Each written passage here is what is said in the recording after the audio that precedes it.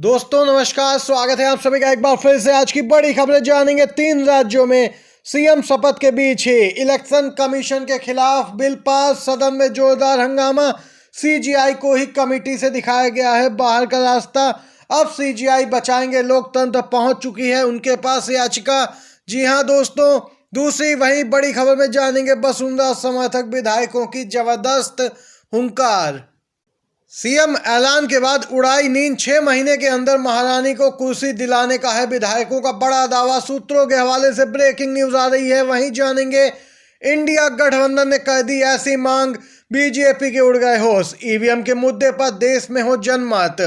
EVM और ballot paper को लेकर बड़ी अपडेट है दोस्तों। पूरी खबरें आप तक पहुंचे इसलिए वीडियो में बने रहिएगा। और मानते हैं कि बैलेट पेपर ही चुनाव के लिए सबसे अच्छा तरीका है, तो लाइक कीजिएगा वीडियो को, कमेंट बॉक्स में जरूर लिखिएगा B support ballot paper.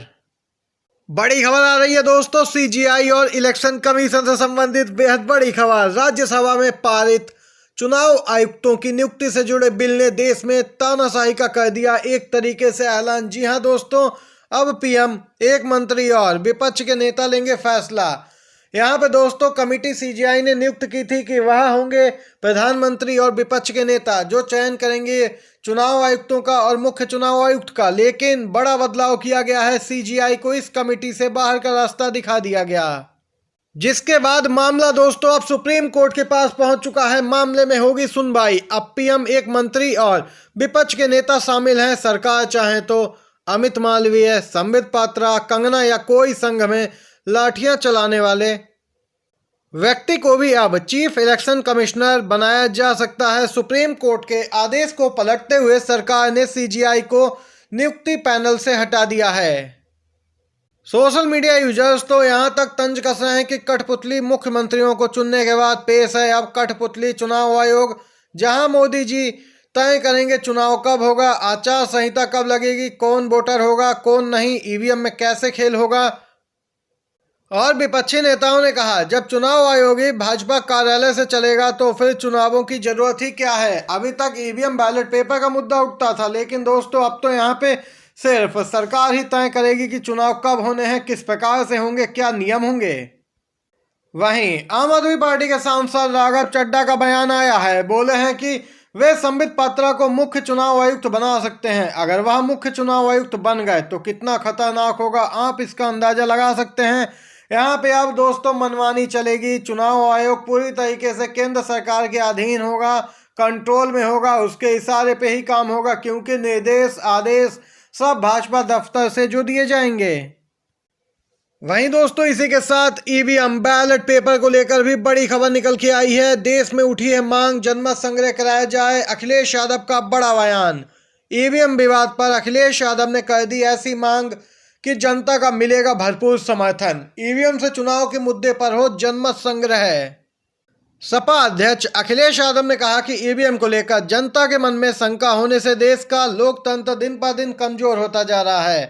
Ballot paper से चुनाव लोकतंत्र में यहाँ पे विश्वास के लिए, पुनर्स्थापना के लिए जरूरी है। तकनीक के माध्यम से कई घपले घोटाले होते आ रहे हैं, ये बात तो अब आम सी हो गई है। तो फिर ईवीएम शक के घेरे से बाहर कैसे हो सकती है, ईवीएम पे शक क्यों ना किया जाए। अखिलेश ने सोशल मीडिया के जरिए कहा कि ईवीएम को लेकर एक जनमत संग्रह कराने की आवश्यकता है। उन्होंने कहा लोकतंत्र में जनता को सिर्फ सरकार चुनने का ही अधिकार नहीं होता, चुनने के तरीके और चुनने के माध्यम को भी चुनने का जनता को ही अधिकार होता है। इसलिए ये फैसला जनता पर ही छोड़ना चाहिए, वह चुनाव किससे चाहते हैं, ईवीएम से या फिर बैलेट पेपर से। 2024 से पहले दोस्तों बड़ा खुलासा हुआ है। ईडी सीबीआई सक्रिय है, विपक्षी नेता निशाने पे हैं। वहीं खुलासा हुआ है ईडी ने छगन भुजबल के खिलाफ केस वापस लिया है। भरी अदालत में पलट गई ईडी।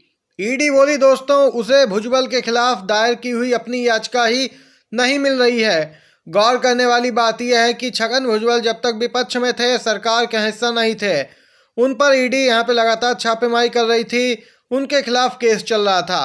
5 महीने पहले ही छगन भुजबल शरद पवार से बगावत करके महाराष्ट्र की बीजेपी सरकार में मंत्री बने थे। यानी ये अजीत पवार के साथ बीजेपी शिंदे सरकार का हिस्सा हैं। और अब दोस्तों बीजेपी बॉसिंग पाउडर का कमाल दिखा है। ईडी ने छगन भुजबल के खिलाफ केस एक तरीके से कहें तो वापस ले लिया है।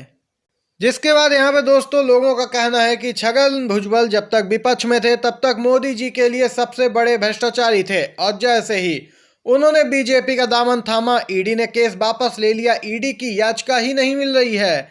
अब तो एक बात फिर से साबित हो गई है, इस देश में जितना भ्रष्टाचार करना है करो, लेकिन बीजेपी में रहकर।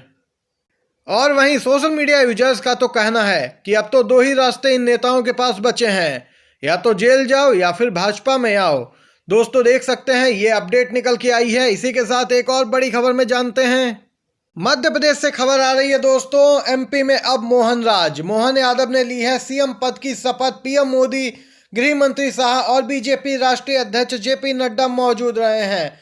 मध्य प्रदेश में नए मुख्यमंत्री मोहन यादव बन गए हैं, मुख्यमंत्री पद की शपथ ले ली है। वहीं शिवराज सिंह चौहान ने यहाँ पे दोस्तों पत्रकारों से एक भावुक बात कह दी है। इनका बयान सोशल मीडिया पर काफी वायरल भी हो रहा है। शिवराज सिंह चौहान बोले हैं, मित्रों अब विदा, जस की तस रख दीनी चदरिया। पत्रकारों के सामने हाथ जोड़कर शिवराज ने ये बड़ी बात कही है दोस्तों, भावुक अपील की है। उनका दर्द स्पष्ट छलक रहा था। उन्हें फिर से मुख्यमंत्री नहीं बनाया गया, जबकि चुनाव उनके चेहरे पे ही बीजेपी जीती है। इशारों ही इशारों में दोस्तों उन्होंने केंद्रीय नेतृत्व पर भी निशाना साधा है। बड़ी खबर दोस्तों, महुआ मोहित्रा की सांसदी जाने के बाद अब यहाँ पे दोस्तों उन्होंने दायर की है सुप्रीम कोर्ट में याचिका।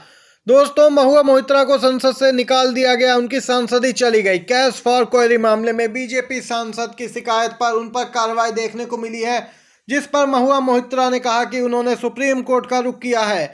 महुआ मोहित्रा ने आरोप लगाया कि यहाँ पे उनका पक्ष सही से सुना नहीं गया और जल्दबाजी में यहाँ पे एक तरफा फैसला दिया गया है।